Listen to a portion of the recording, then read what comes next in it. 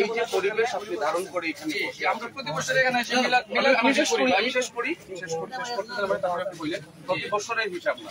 তোমার ধরনের বাপ দাদা ছিলেন, মুশরিক ছিলেন, মূর্তি পূজা করতেন, তাই বলে কি হলো তোমার সাহাবী ইসলামের দ্বিতীয় খলিফা হন নাই?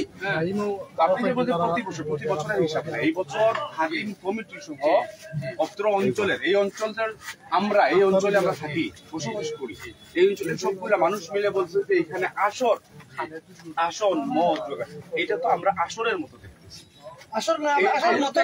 আমরা তো এখানে কোন গান বাজনা করার দরকার নেই। এইটা কি আপনি শুধু মিলাদ মাহফিল করি ভাই? মিলাদ মাহফিলে কি এগুলো সাপোর্ট করে? ছিল না ভাই আমাদের সাথে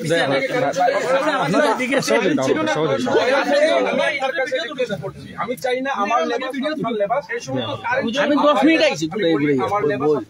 আমি চাই না এই লেবাসটার যাতে বেইজ্জতি। এই জন্য আপনি দয়া করে আমরা বুঝাচ্ছি প্রথমে আপনাদেরকে, মেহমান আপনারা আমাদের মেহমান, আপনাদের সম্মান রক্ষা করা আমাদের দায়িত্ব। এই জন্য আমরা বুঝাচ্ছি, কোনো উচ্চবাচ্য করছি না। দয়া করে আমি জোরহাত করে বলছি এগুলো আপনি পরিবর্তন করেন, দয়া করে মেহেরবানি করে।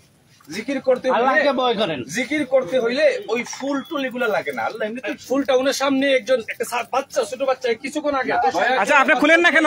এমন খুলে দেন, আপনি খুলেন না কেন? তো এটা দেখার একটা সৌন্দর্য আছে না? আমাদের কিবলা কোন দিকে? পশ্চিম দিকে। পশ্চিম দিক কোন? আপনি বসতেন কোন দিকে? আমরা তো পশ্চিম দিকে, এদিকে পশ্চিম না। না আপনার ওই যে দাঁড়ান তো, ওই যে আপনার জানামাজ যেটা কোন দিকে বসাচ্ছে ওই দিকে বসেন।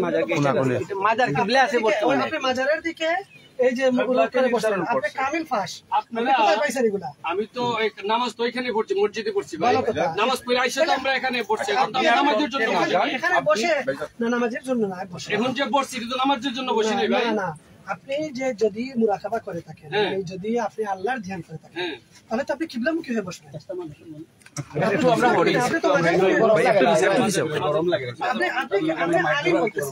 আমরা অন্য জায়গায় যারা ভাই আছে যাদের ইলম নাই তাদেরকে আমরা বলছি যে ভাই আমাদের মহিলারা যেন এখানে না থাকে, আর যেন মদ গাজার যেন এখানে না হয়। কিন্তু আপনি বলতেছেন আপনি কামিল ভাষা আলেম, এই জন্য আপনার সাথে এই কথাগুলো আমরা বলতে বাধ্য হই না। আর এখন আপনি ফুলগুলা করতেছেন না, অথচ আসছেন সাফরানের জন্য। সাফরানের সামনে একটা বাচ্চা এনে দিয়ে গেছে, তারপরে ওই যে কুসুমি রঙের কাপড়টা পরলেন, ওইটা কি কোরআন হাদিসের কোথাও আছে? পুরুষ আপনি এই যে কুসুমি রঙের যে কাপড় পরলেন, ওই কাপড়টা ওইটা কি বৈধ আপনার জন্য পরা?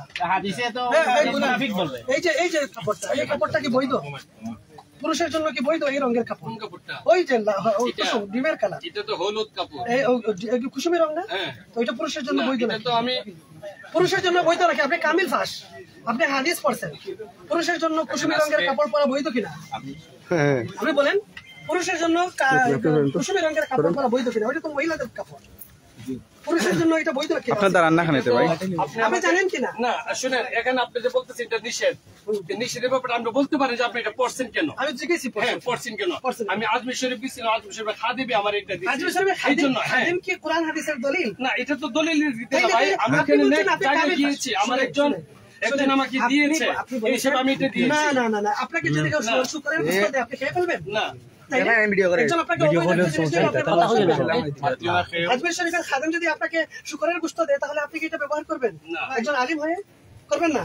তাহলে আপনি একজন আলিম, ওই কাপড়টাও পরেন, নামাইলেন, কাপড়টাও নামাইলেন, এটা খুলিলেন, আপনি তো কাবিল ভাষা আলিম। আর আল্লাহ নবীজি নিষেধ করেছেন পুরুষের জন্য কুসুমি রঙের কাপড় পরা নিষেধ। আপনি আল্লাহ নবীর কথা মানবেন না, আজমির শরীফের ওই ব্যক্তির কথা মানবেন যে আপনাকে রুমাল দিছে? কার কথা মানবেন? আমরা এত আমরা আসন আমরা ঘুরে এসেছি, সবাইকে আমরা কিছু জানে না, আমরা এদেরকে শুধু অনুরোধ করছি যে আপনার মহিলারা থাকবেন না আর অবৈধ কোনো কাজে যাতে জড়িত না হবে। কিন্তু উনি বলতেছেন আপনি কামিল ভাষা আলেম, এই জন্য আপনার সাথে কথা বললাম। প্রথমে আপনার সাথে আমরা কথা বলতাম, উনি যেটা সবাই শুনতেছে, মানতেছে, কিন্তু উনি মানতেছে না। উনি বুঝদার মানুষ, সমুজদার মানুষ। আপনি মেহরবানি করে একজন আলেম হিসেবে আপনি আল্লাহ নবীর হাদিসকে সম্মান করেন, আর ওই কাপড়টা আপনি খুলে ফেলেন, খুলে ফেলেন। আমি আমার যারা লাইন করে আল্লাহ ওনাকে কবুল করো, হেদায়েত দান করুন, আমিন। ভাইয়ের নাম কি? ইজ্জত রক্ষা করেন। ভাইয়ের নাম কি?